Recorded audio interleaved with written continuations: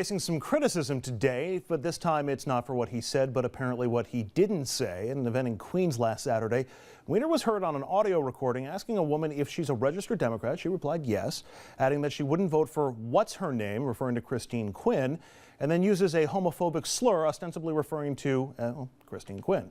He responded by saying, "Okay, I just need you to sign the petition to get me on the ballot."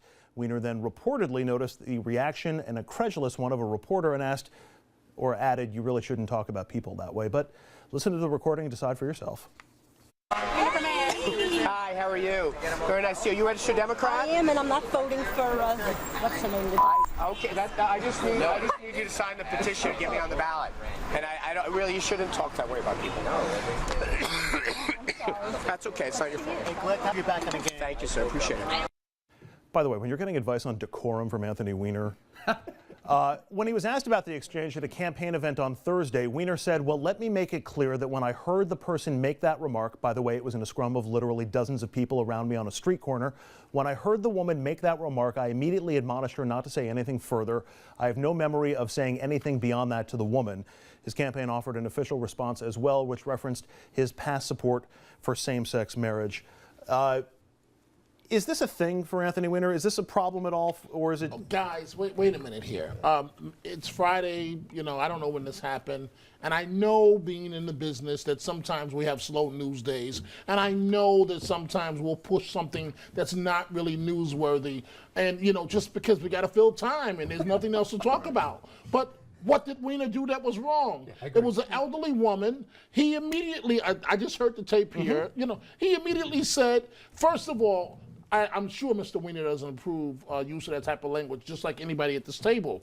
But remember, he immediately stepped up, and if he chastised her too hard, she might not support him as well. I mean, what do you want from the guy? Yeah, I think he did what he had to do. I mean, I've seen situations like that where you have an official going in and you're campaigning. It's very hard to switch gears from being effusively nice to suddenly chastising. I think he covered himself. And you can't control people for the lunatics that they meet on the street. Exactly. But that being said, Anthony Weiner already has high negatives, and quite frankly, needs to play error-free ball in order to win. It's certainly not helpful to him. Right. I think we saw this exchange when John McCain was running against Barack Obama, and somebody called Barack Obama, I believe it was a terrorist, and in the town hall. And you know, McCain immediately corrected the person, said, "I don't believe that about him at all." And that's the type of thing you have to do, and I think Anthony Weiner did it. But the problem, he's got the Weiner dilemma, which is anything negative is going to play out in the media. That was where I was going with this next one. Does this hint at a larger problem for Anthony Weiner, that basically he's going to be scrutinized in a way that none of the other mayoral candidates are going to be scrutinized? It helps him too, because here we are talking about Anthony Weiner. Yeah, that's right. Every day he dominates the news cycle. But it's not overly positive for it. No, it's not overly positive. But he drives the coverage. Ever since he got into the race, he sucked a lot of the oxygen out, because it's an easy story. With all due respect, it's an easy story for people to write and to cover. That it's a tale of redemption. It's a tale of someone, you know, who resigned in disgrace, making a run for it. Whether or not he's going to be mayor is clearly an open question. His negatives are very high to try to survive a runoff, but stuff like this certainly doesn't help. Anything that points at his moral code or ethics or anything like that could be problematic for him, and I'm sure we'll hear more of them as we go on in this race. Up next, you'd think that if there's one constituency that would be in the bag for Christine Quinn, it's New York's gay community. Not so fast. Progressive LGBT Democratic Club based in Quinn's own district announced today that it's endorsing Bill Thompson. Of the endorsement, the club president said, quote, "Thompson's record of commitment to the LGBT community is strong and bold. We also believe he's the best candidate to stand up and secure the defeat of Christine Quinn, and thus put a final end to the Bloomberg-Quinn administration, an administration that delivers for the wealthy and the privileged." The club's president is a long-standing Quinn adversary. And Dom, I'm going to start with you on this. Is this just a personal thing that's expanded into a formal endorsement, or is this a potential problem for Christine Quinn? It's just a personal situation, what it sounds like on the surface. It's not a problem for Quinn, but what it does illustrate is the fact that no matter what Christine Quinn does, she's going to be seen by left-leaning voters that turn out for a Democratic primary as the speaker that was referred to, not my words, but as what, the sixth deputy mayor or another deputy mayor under Bloomberg. She's going to be referred to as the person that term limits, gave Bloomberg term number 3. I think this is an issue because simply for that fact. One, it highlights, okay, she's the first LGBTQ candidate for mayor, but yet she should automatically have this dynamic group in there. And what they have suggested and said, well, we're mad at you because you supported Bloomberg's third term.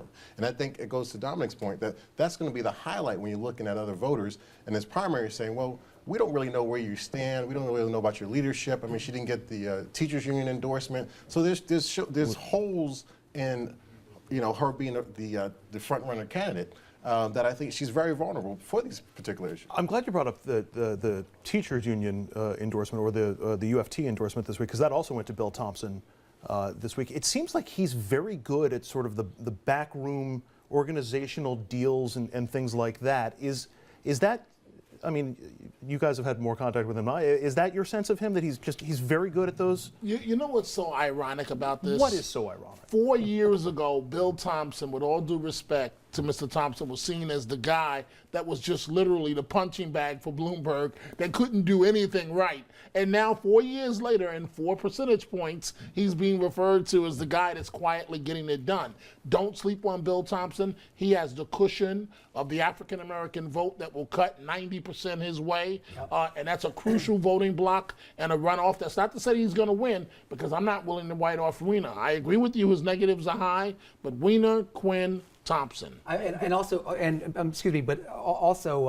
Bill Thompson has great inroads in the Orthodox Jewish community. That's right. When I was working with Bob Turner a couple of years ago, this is 2 years before the mayor primary started. I ran into him about 6 times in Williamsburg. I mean, he was in there doing the work and laying down the groundwork. Really smart play, not flashy, but just. And he doesn't have the negatives of Quinn, which is, you know, sick days, where I stand on sick days, Bloomberg, so I think that's helpful to him. So. Oh, Bill Thompson has room for growth. There's no debate. As Dominic said, he has a strong African-American base out there that is not yet consolidated, which should show him some movement. He's got some institutional support from the teachers. But circling back to the original question, look, Christine Quinn probably has more union endorsements than anybody else. She's certainly going to win Chelsea in the Village, where the other club is from. She's certainly running very well, and if I had to guess right now, she and Bill Thompson are going to make for a very interesting runoff. Not that Anthony Weiner can't make it, but just if I had to bet right now, you'd probably bet that the two of them are going to run off. But you know, I want to just ask, I know it's your job, but a quick question. In that runoff, because all I remember is Ferrer and Mark Green killing each other. What do they do if it's Thompson? Because if she goes after him, there goes the black vote. And look, and whoever comes out of that runoff needs to do it in a way that unifies, and runoffs traditionally are driven by negatives. You certainly mentioned the 2001 mayor's race. I'm sure you and I are probably the only guys here who remember when Alan Hevesy was running against Liz Holtzman in '93. It was driven by negatives. Runoffs are always about negatives, and they're always about institutional support, and they're probably the two people who have the strongest institutional support. All right, we're going to take a quick break here on RFL. When we come back, we look ahead to 2016, and here's a question for you. What happens on the Democratic side if Hillary Clinton doesn't run for president? Who's on the backbench for Dems? And a name you may have forgotten about says he's considering a run for the White House. That's next. Stay with us.